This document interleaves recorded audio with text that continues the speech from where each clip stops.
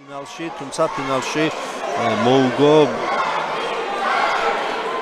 დიეგო ჩხიკვაძე მაჭარელმა სპორტსმენმა. ეს მათი მესამე ფინალური დაპირისპირება იყო და პირველი ორი მონაგები ჰქონდა ჩხიკვაძეს. ხეთსურიანს და ბოლოს როგორც იქნა სურვილი აისრულა დიეგო ჩხიკვაძემ საჭარელმა სპორტსმენმა. ეხლა დიეგო ჩხიკვაძე დამარცხდა ნახევარფინალში აბულაძესთან. ხოლო ხეთსურიანმა ნახევარფინალში მოუგო შოთაძეს.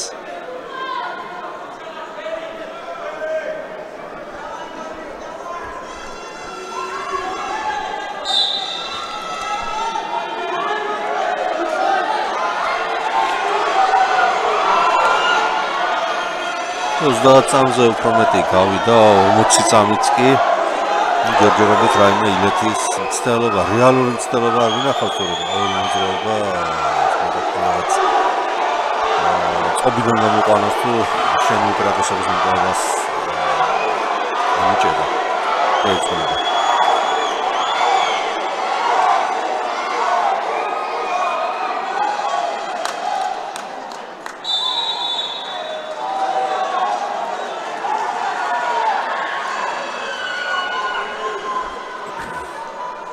ნამასობაში მსაჯი ყაზახი მსაჯის გადაწყვეტილებით ასიურად მიიჩნიეს ლერი აბულაძე შესაბამისად ერთი ქულა მიიღო ხეთსურიანმა და ასევე მიიღო აბულაძე ჩოგჯენში. ჩოგჯენი ორივესთვის კარგი კოზირი არის.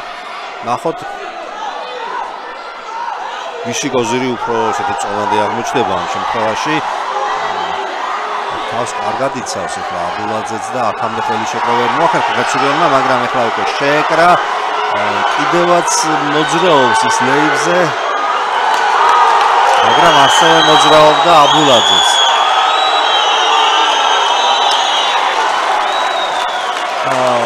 აქ ახლა ორჯერ ქონდა აბულაძე ხეთსურიანს წამოწევის ლეიბიდან წამოქაჩვის და ფელზე აყვანის მცდელობა.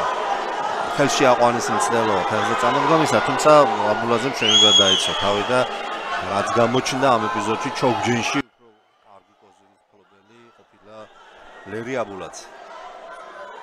ჩვენი ნაკრების ერთ-ერთი ყველაზე უფრო ტიტულოვანი წევრი.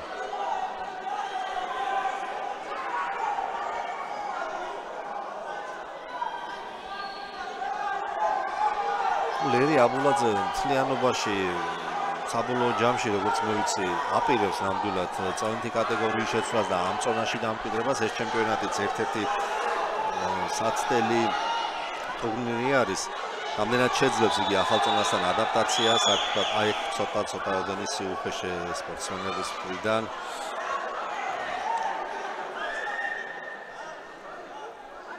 ჯერჯერობით რასაც უყურებთ, ადაპტაცია წესით არ უნდა უჭირდეს აბულაძეს. ნახოთ რა იქნება მომავალში და რა იქნება უკვე უცხოელ მეტოქეებთან დაპირისპირებაში.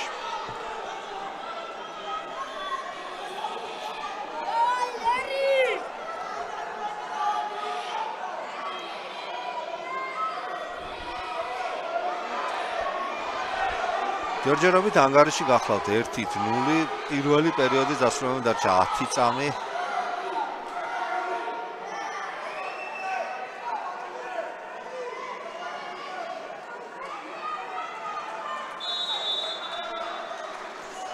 დამთავრდა პირველი პერიოდი, დამთავრდა იგი ჯონი ხეთსურიანის გამარჯვებით 1-0.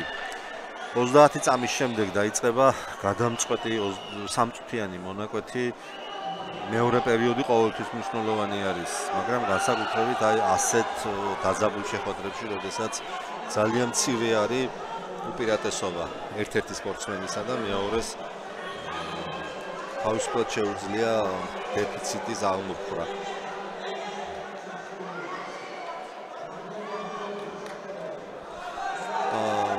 ნაკვეთით რომ ლერი აბულაძე და ოთარ აბულაძესაც მამამისი ავარჯიშით.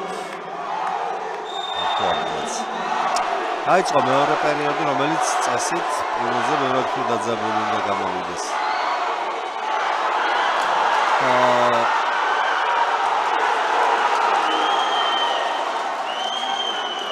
ძალიან სწრაფად გაცვალეს ეპიზოდი, მართალია გდებები არ ყოფილა, თუმცა პოზიციურად თავდაუზოგავად იბრძვიან და ძალიან ისეთი სწრაფი შეტევები ვნახეთ, რომელიც ორივე მაიცილა თავიდან საბოლოო ჯამში, მაგრამ შეხვედრის სურათი კი ნამდვილად გამოცოცხლდა. აქ ახლა საჯმა ერთი ქულა მიანიჭა ხეცურიანს, თუმცა მანამდე აბულაძის ბანაკმა შემოაგდო ჩელენჯი, ისინი ახლა საჯსაც ანიშნებენ, რომ ხეცურიანი წესების დარღვევით ეჭიდავებოდაო.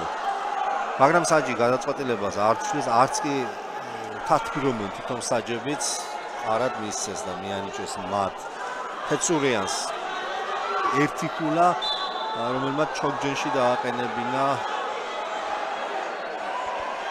აბულაძე. პირველ პერიოდშიც ასეთივე სიტუაციამ პასიურად მიიჩნიეს აბულაძე, ზედიზედ ორ პერიოდში ის პასიურად მიიჩნიეთ, ეს ძალიან იშვიათი შემთხვევა არის, არც იმახშოვ საერთოდ მოხდა თუ არა. ჩოგჯენიდან ვერც ამჯერად გამოიყენა თავისი შანსი ხეცურიანმა. და დიცავ დგომში დაძალება ძალიან დაძაბული შეხვედრა და ალბათ თქვენ კარგად გესმით ტრიბუნების ხმა. ლერი აბულაძე ტიტულოვანი სპორტსმენი არის, ძალიან პოპულარული არის აჭარაში, არა მარტო აჭარაში, მაგრამ აქ განსაკუთრებით და ადგილობრივი პუბლიკა ვერაფრით ვერ ეგუება მის მარცხს და ეხლა მთელი ტრიბუნები სადაც ანიშნებს რომ ხეცურიანი არის დასასჯელი, მაგრამ ამასობაში აბულაძემ როცა საკითხოს იტყიებს, თუმცა მოითხოვა რომ ჩაუყენონ შოგჯენში ხეცურიანი, ასეც მოხდა. მე წეღან ვთქვი რომ აბულა ორივესთვის შოგჯენი ესეთი დიდი კოზირი არის და ვნახოთ ხეცურიანმა ეს ვერ გამოიყენა და ვნახოთ აბა აბულაძე თუ გამოიყენებს აიან თავის პოზიციას. ჯერჯერობით ვერ ახერხებს იმის მიუხედავად რომ ცდელობა აქვს, მაგრამ ლეიბზე კარგად მოძრაობს ხეცურიანიც, ახლა წამოსწია ერთი, მაგრამ დატრიალებამდე საქმე ვერ მიიყვანა აბულაძემ და ამასობაში საჯმაც ყაზახმა არბიტრმაც წამოაყენა ეთერზე. ბუნებრივია აბულაძე უკმაყოფილო არის შეხვედრის ასეთი მიმდინარეობით, წუთი და 15 წამი რჩება მას მხოლოდ და მხოლოდ მდგომარეობის გამოსასწორებლად.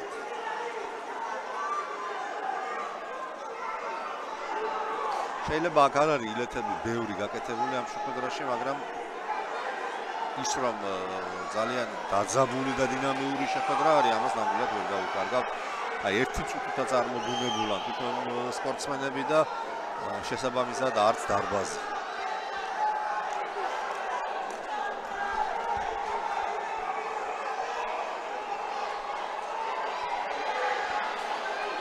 ახლა აბულაძე უფრო უტევს, ცდილობს მეტოქე როგორმე არ დავლა ჩაიყვანოს, რაღაც ილეთი გაუკეთოს, შემოუვაროს. თუმცა ხეცურიანი ძალიან კერკეტი კაკალი გამოდია. პრაქტიკულად ზედმეტი მოძრაობების გარეშე ჭიდაობს ხეცურიანი. არაფერში არ ცდება და მეტოქეს შანს არ აძლევს. ზოგადად რაღაც ესეთი აკადემიური სტილი აქვს ხეცურიანს. ევროპის ჩემპიონატის ფინალში წარდა, მაგრამ ძალიან კარგად იკიდება. თავდება ამასობაში უკვე შეხვედრა, ლერი აბულაძეც შეეგუა აიან თავის მარცხს.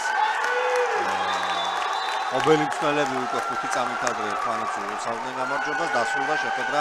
დასრულდა იგი ხობელი ჯონი ხეცურიანის სასარგებლოდ და ხეცურიანსაც საკმაოდ ბევრი ხომა გიხავს დარბაზში და ახლა სწორედ მათ ხედავთ ახლა ეკრანებზე და ჯონიც აქედან ესალმება თავის ხომაგებს. 2-0 ასეთი ანგარიშით გაიმარჯვა ჯონი ხეცურიანმა და დაიბრუნა საქართველოს ჩემპიონის ტიტული.